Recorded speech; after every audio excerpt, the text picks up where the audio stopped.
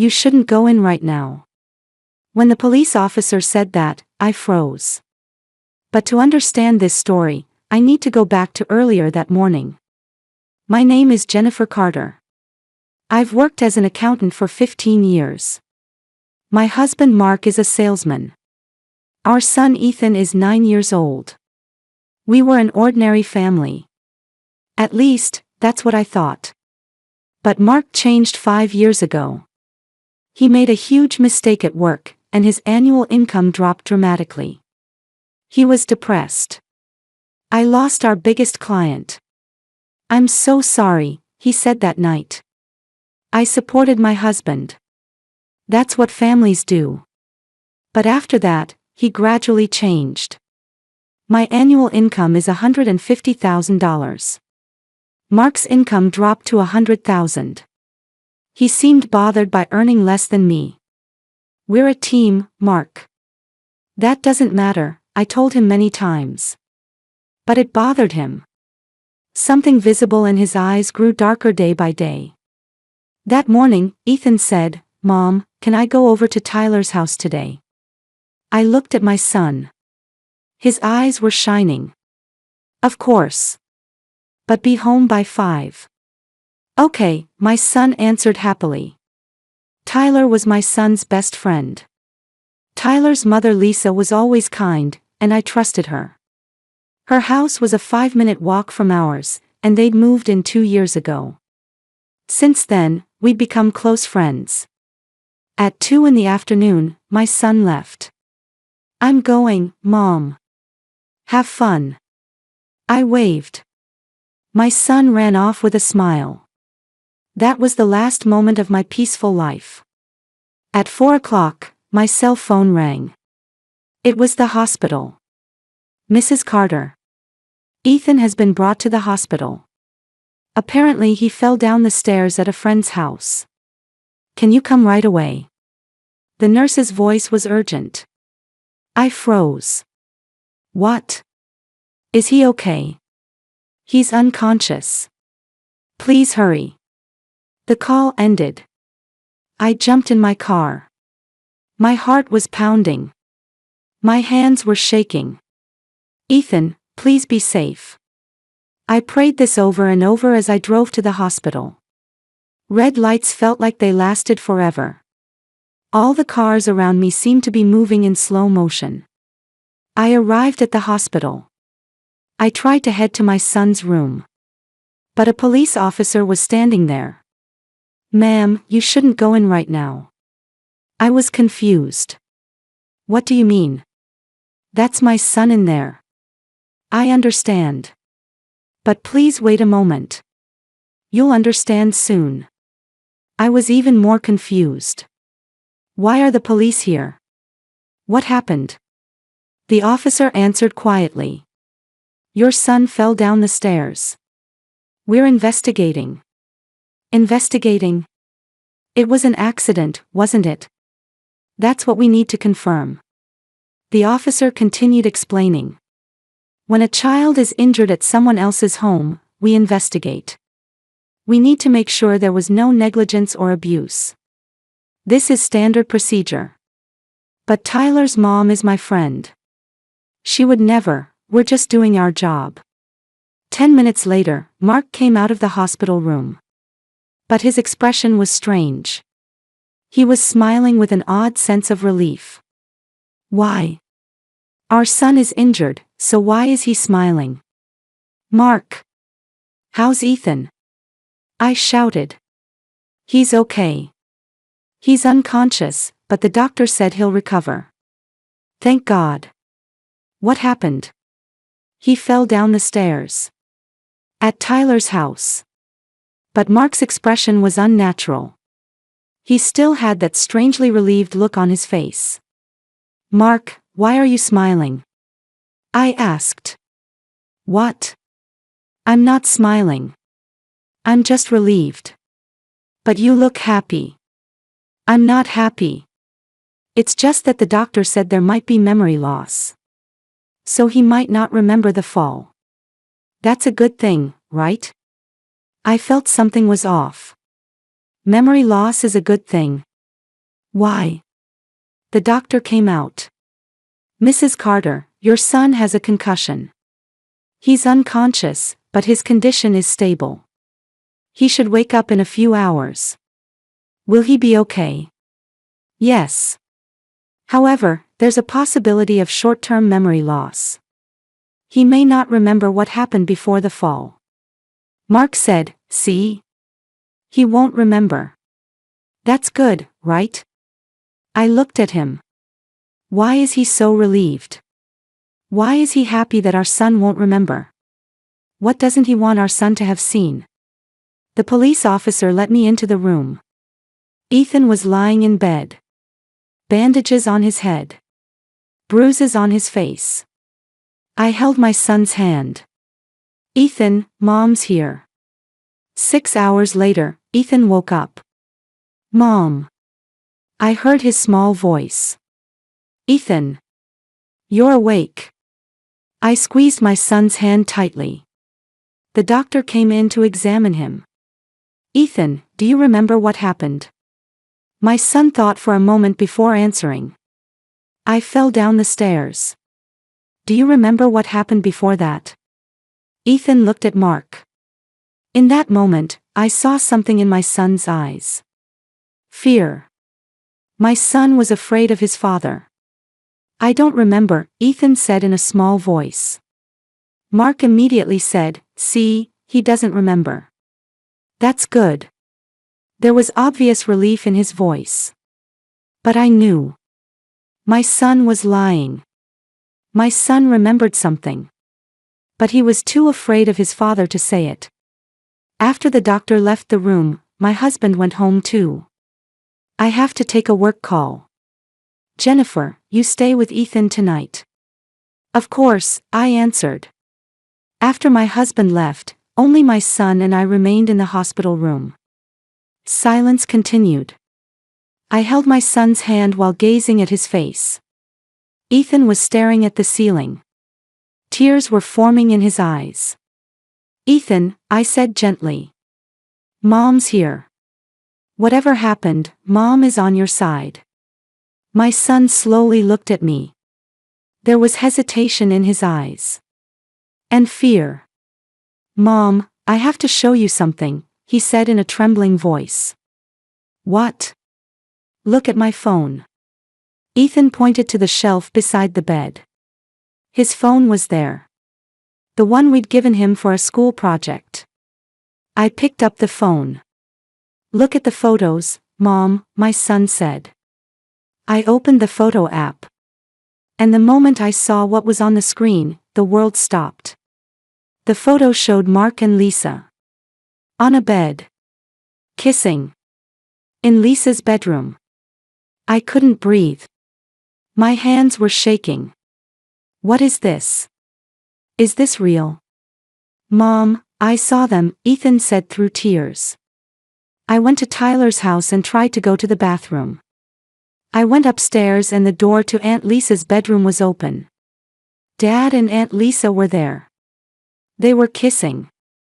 My son's voice was shaking. I got scared.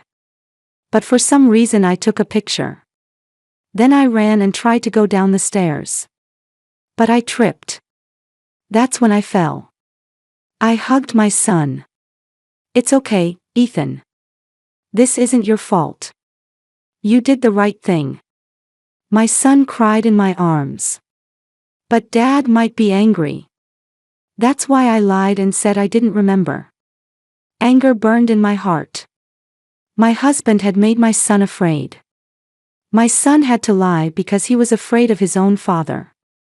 This is unforgivable. Ethan, listen, I looked into my son's face. You were brave. This photo is important evidence. Mom will take care of everything. You don't have to worry about anything. Really? Really? Trust Mom. My son nodded. Then, feeling reassured, he fell asleep again. I gazed at my sleeping son's face while beginning to form a plan. But first, I needed to confirm something. The next morning, I called my best friend Sarah. Sarah is a lawyer and has been my friend since high school. Sarah, I need to talk. What's wrong? Your voice sounds different. Mark's having an affair. With Lisa. There was a long silence on the other end of the phone. Then Sarah said, Jennifer, there's something I have to tell you. What? My heart began to race. I saw them. 3 months ago. At a hotel. I even took pictures. But I couldn't tell you. Sarah's voice sounded pained. Why didn't you tell me? I shouted. I'm sorry. I was scared. I didn't want to hurt you. But I kept the photos as evidence. Just in case. Send them to me now, I ordered. A few seconds later, photos arrived on my phone. 3 months ago, pictures of Mark and Lisa holding hands in front of a hotel. They were laughing. Looking happy. While betraying me. Something broke inside me. But at the same time, an icy calm enveloped me. This wasn't the time to be emotional. I needed to gather evidence, make a plan, and corner them. Sarah, thank you. I have one more favor. What? I want to contact Tyler's father, David. Does he know about his wife's affair? I don't know. But do you think you should tell him? Yes. He has a right to know the truth. That afternoon, I called David. David, I need to talk to you. What is it, Jennifer? His voice was calm. He didn't know anything yet. It's about Lisa and Mark. I heard David gasp on the other end of the phone. Let's meet and talk. Can you come to my house today? I said. Okay. I'll be right there. An hour later, David came to my house. Anxiety was written on his face. We sat in the living room. I showed him all the evidence. Ethan's photo. My best friend Sarah's photos. David's face turned pale. Is this real? His voice was shaking. It's real. My son witnessed it. And the shock made him fall down the stairs. David held his head. I can't believe it. Lisa. My wife. He was devastated. But the next moment, he said, Jennifer, I also have something I need to show you. What? I asked. David stood up and called his son Tyler. Tyler, come here. The boy appeared. His eyes were red and swollen. He'd been crying. Tyler, tell her again what you told me yesterday, David said gently. Tyler looked at me. Then he started crying. I knew. About Mom and Mr. Carter. For 6 months, Tyler's voice was shaking. 6 months? I was shocked. There was a day I came home early from school. I saw Mom at home with Mr. Carter. I was playing in the backyard. But I could see through the window. I saw them kissing. I took pictures. But I couldn't tell Dad. I was scared. David put his hand on his son's shoulder. Tyler thinks what happened to Ethan is his fault. That if he'd spoken up sooner, Ethan wouldn't have gotten hurt. Tyler continued. That day when Ethan came over, Mom told me to play outside. She said Mr. Carter was coming to fix something. I was in the backyard.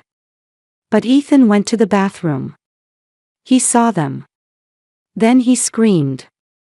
And fell down the stairs. David showed me his phone. There were multiple photos. Photos of Mark and Lisa kissing inside the house. Photos of them in bed. 6 months of evidence was right there. I understood everything. This didn't start 3 months ago. It had been going on for 6 months. Or maybe even longer. And Tyler had been carrying this secret alone. I hugged Tyler. Tyler, this isn't your fault. You're still a child. This is the adult's responsibility. Tyler cried in my arms. David said, Jennifer, let's fight this together. Let's make them take responsibility. I nodded. Yes. They should pay the price. That night, I thought alone. I had the evidence. But it still wasn't enough. I needed to know more about Lisa. The next day, I visited a well-regarded private detective agency in the city. The detective's name was Tom Harrison. He specialized in divorce investigations. I want to know everything about Lisa Miller. Her past, her relationships, everything, I said. Tom nodded. Understood. Give me a week. Please, as soon as possible. A week later, Tom called me. Mrs. Carter, there's something I'd like to discuss with you. I've found some interesting information. I went to his office immediately. Tom placed a thick file on the desk. Lisa Miller was in a relationship with Mark Carter 10 years ago. Before you married him. My heart almost stopped. What? They met in college and dated for 2 years. However, Mark chose you instead of Lisa. Lisa was deeply hurt. After that, she married David Miller 8 years ago. But here's where it gets interesting. Tom showed me a photo. 2 years ago, Lisa and David moved in next door to you. This wasn't a coincidence. I checked the real estate records, and Lisa looked at multiple properties before deliberately choosing the house next to yours. My whole body went cold. So you're saying she deliberately got close to us? That's right. Lisa planned everything to get Mark back. This was revenge. I sank deep into my chair. 2 years. For 2 years, I thought Lisa was my friend. I laughed with her, had tea with her, entrusted my son to her. But all along she was targeting my husband. Did you find out anything else? I asked. Tom pulled out another document. Lisa had psychological counseling in the past. After breaking up with Mark, she was diagnosed with depression. She was obsessed with him. I understood everything. Lisa was pathologically obsessed with Mark. And she planned and executed revenge against me. She became my friend, gained my trust, and then stole my husband. Tom, thank you. This information is extremely important. I stood up. One more thing, Tom said. I also obtained email exchanges between Mark and Lisa. They'd been meeting deliberately for at least a year. I took the file. I went home and read the emails. They contained insults about me, contempt for David, and plans for their future together. They intended to leave David and me and be together. Anger welled up. But I kept my composure. If I got emotional, I'd lose. I organized the evidence and moved to the next stage. That night, I called David. David, I have new information. Can we meet tomorrow? Of course. The next day, David came to my house. I showed him the entire detective's report. Lisa and Mark's past relationship. Lisa's deliberate move. Their email exchanges. David was shaking. I didn't know anything. That my wife was his ex-girlfriend, that she deliberately approached us. His voice was filled with despair. David, we have to stand up to them. But we need to prepare. I contacted Sarah. Sarah, start the legal preparations. Divorce and custody, and a claim for damages. Got it. Leave everything to me. Sarah's voice was strong. For the next 3 days, we prepared. Sarah prepared legal documents while David and I organized the evidence. Ethan's photo, my best friend Sarah's photos, my son Tyler's photos, the detective's report, email exchanges. Everything was ready. And then the day of confrontation came. I summoned Mark and Lisa to Sarah's law office. David was also present. At 2 in the afternoon, they arrived. Mark looked suspicious. Jennifer, what's this about? Lisa looked anxious too.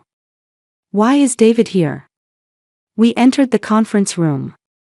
On the large table, I laid out all the evidence. Photos, emails, the detective's report. Everything was there. Mark and Lisa's faces turned pale. What is this? Mark said. Where did you get this? Lisa shouted. I said calmly, my son Ethan saw you. In Lisa's bedroom. On the bed. Kissing. Ethan took a photo. And the shock made him fall down the stairs. Mark tried to open his mouth, but I continued. You, Mark, when the doctor said Ethan might have memory loss, you smiled with relief. You hoped our son would forget about the affair. But Ethan remembered everything. And he told me the truth.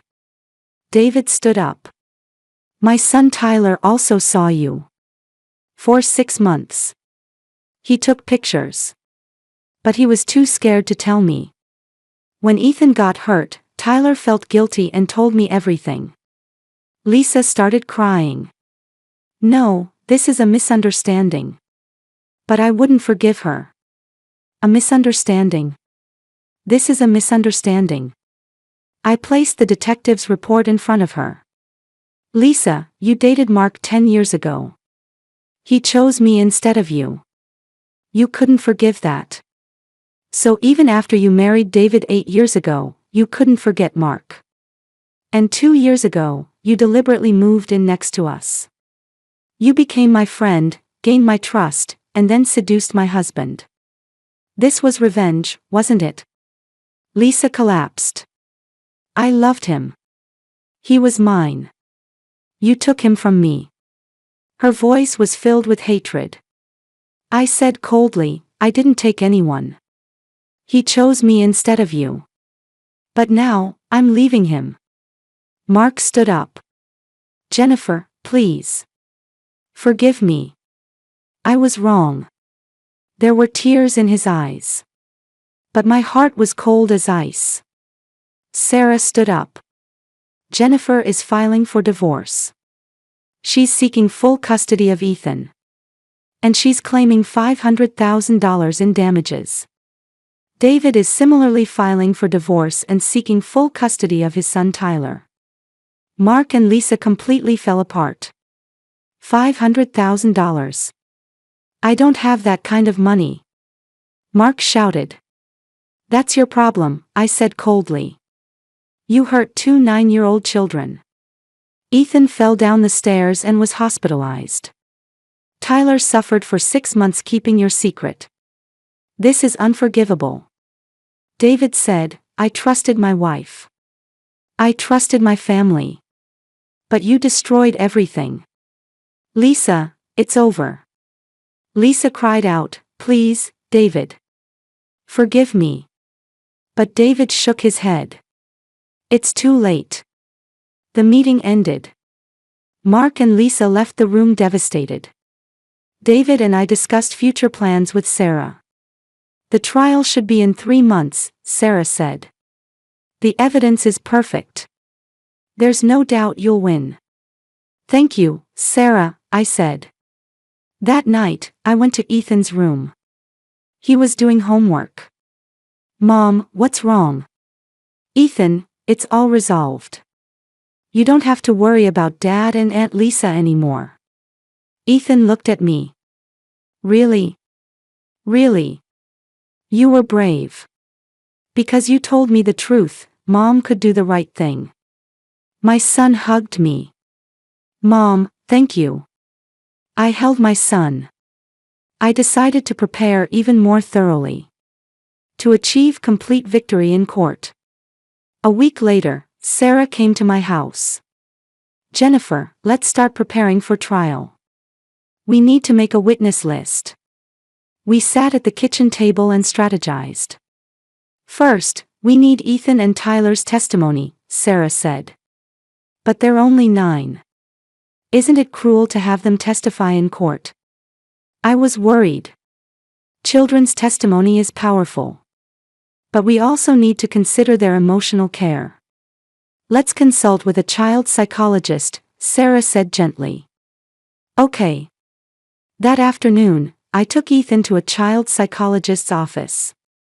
The psychologist's name was Dr. Emily Chen. She greeted us with a warm smile. Ethan, can we talk for a bit? Emily asked gently. Ethan nodded. I waited in the waiting room. An hour later, Emily and Ethan came out. Mrs. Carter, Ethan is a very intelligent child. He understands what he saw, and he understands that it was wrong. He's agreed to testify in court, but I suggest that I accompany him. Thank you, Dr. Chen. I was relieved. David also took Tyler to the same psychologist and made similar preparations. 2 weeks later, we officially began the legal proceedings.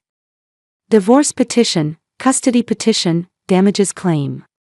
All the documents were sent to Mark and Lisa. Mark called me. Jennifer, let's talk. We don't need to go to trial. His voice was desperate. There's nothing left to talk about. Go through your lawyer. I said coldly and hung up. Apparently Lisa also contacted David.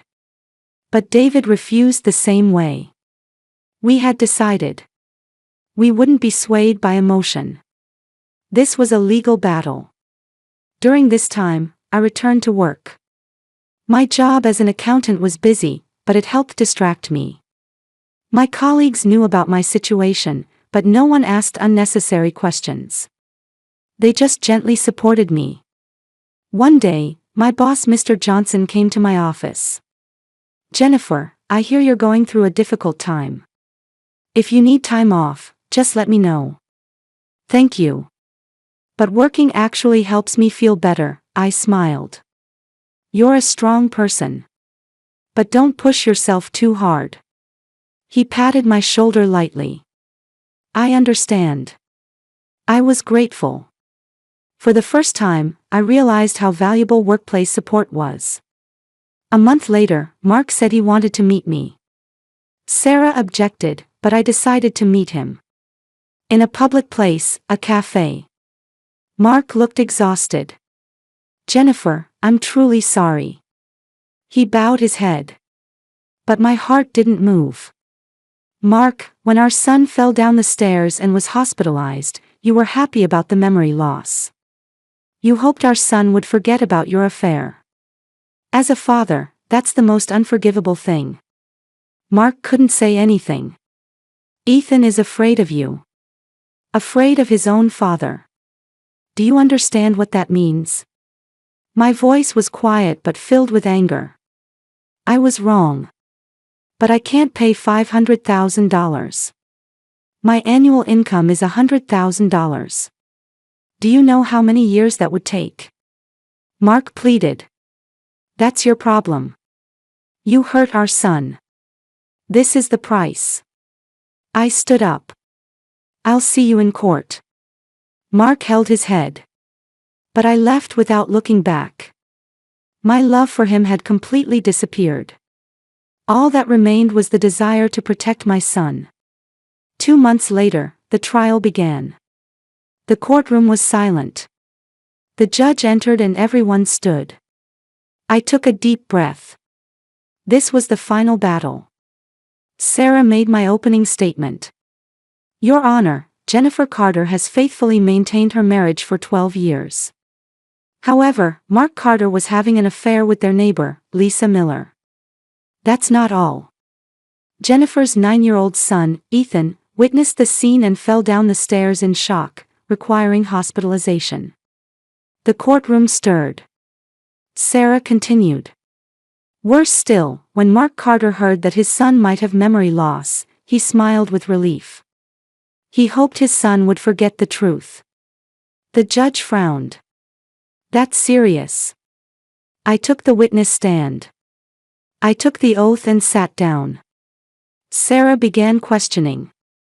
Mrs. Carter, can you explain what reaction your husband showed at the hospital that day? I took a deep breath. When my husband came out of the hospital room, he was smiling with a strange sense of relief. When I asked why, he said it was good that the doctor said our son might have memory loss. I felt something was wrong. Why would a father be happy about his son's memory loss? I submitted evidence. Ethan's photo, my best friend Sarah's photos, the detective's report, email exchanges. Everything was presented to the court. Mark's lawyer attempted cross-examination, but the evidence was overwhelming. Mrs. Carter, are you sure the photo was actually taken by your son? Could it have been fabricated by someone? It was taken directly from Ethan's phone. The metadata has been verified. The date, time, and location all match. I answered calmly. Next came Ethan's testimony. Dr. Chen accompanied him, and Ethan took the stand. He looked small. But there was strong will in his eyes. The judge asked gently, Ethan, you don't need to be afraid. Can you just tell us what you saw? Ethan nodded. I went to Tyler's house to play. I wanted to use the bathroom, so I went upstairs. Aunt Lisa's bedroom door was open. Dad and Aunt Lisa were there. They were on the bed, kissing. Ethan's voice was shaking but firm. I got scared. But for some reason I took a picture. Then I tried to run away, and I tripped going down the stairs. At the hospital, did you feel anything about your father? Sarah asked gently. Ethan looked down. Dad was smiling.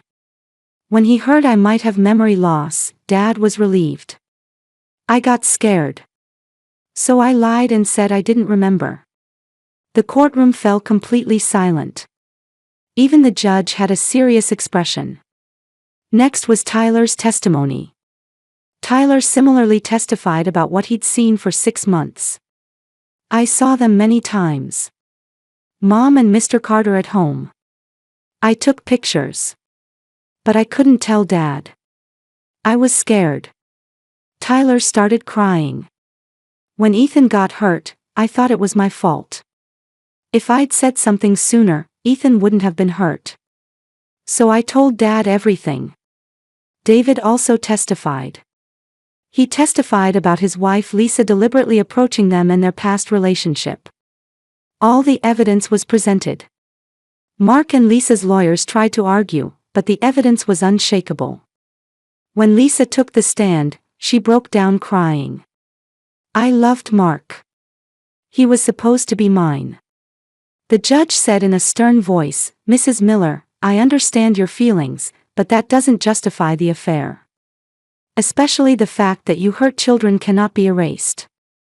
The trial continued for 3 days. And then the day of judgment came.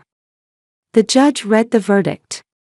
I grant Jennifer Carter full custody of her son Ethan, divorce from Mark Carter, $500,000 in damages, the marital home, and full child support payments. I grant David Miller full custody of his son Tyler, divorce from Lisa Miller, and the marital home. Mark and Lisa were completely devastated. But we felt nothing. Only relief that it was over. When we left the courtroom, David said, "It's over." Yes, finally, I smiled. 1 year later. Ethan and Tyler were attending therapy regularly. At Dr. Chen's office, the two sometimes had sessions together. "How are you both feeling today?" Emily asked gently. Ethan answered. "Better than before. I don't have bad dreams anymore." Tyler nodded too. "Me neither. I don't feel guilty anymore." Their friendship hadn't changed after that incident. In fact, it had grown deeper. They were companions who had overcome a difficult experience together. One Saturday afternoon, the two were playing in my backyard. I watched them from the kitchen window. Tyler said something to Ethan, and they both laughed. Seeing those smiles warmed my heart. David came to pick up his son. "Hello, Jennifer." "Hello, David." We had built a good relationship as friends. "Tyler's been laughing a lot lately," David said. Ethan too. Children are strong. I smiled. Yes, much stronger than we think. That evening, my best friend Sarah came for dinner. We drank wine while looking back on the past. Sarah, it was hard at the time, but I'm grateful now. Because you kept those photos, I was able to learn the truth, I said. Sarah held my hand. I should have told you sooner. I kept quiet because I wanted to protect you, but that was wrong. No, you did your best. That's enough. We hugged. Friendship sometimes grows stronger through trials. 2 years later. Ethan's 11th birthday. We held a small party. We invited Tyler and David. A few of Ethan's school friends also came. Balloons decorated the living room, and a cake sat on the table. Children's laughter echoed throughout the house. Ethan came to me. Mom, I'm glad you're my mom. Why are you suddenly saying that? I laughed. Because you're strong. Back then, you protected me. I think I was right to show you that photo. Ethan's eyes were serious. I hugged my son. Ethan, you were brave. Because you told me the truth, we were able to choose the right path. You saved us. Tyler too, right? Ethan said. Yes, Tyler too. You were both truly brave. That night, after everyone went home, I sat alone in the living room. Stars were shining outside the window. These 2 years had been a long journey. There was pain, anger, and sadness. But having overcome all that, we're here now. Ethan has regained his smile. I've begun walking a new life. My husband had an affair. He smiled, hoping our son would have memory loss. But our son remembered everything. Our son found the courage to tell the truth, and his friend's son found the courage to tell the truth. 2 children saved 2 families. Family isn't about blood. Family is about love. Supporting each other, protecting each other, believing in each other. That's family. And we are a real family. I looked up at the stars outside the window. The future looked bright. With Ethan and me, and with all the people we'll meet, we'll move forward. The past can't be changed. But the future can be created. And our future is filled with hope. I smiled. A new life is beginning now.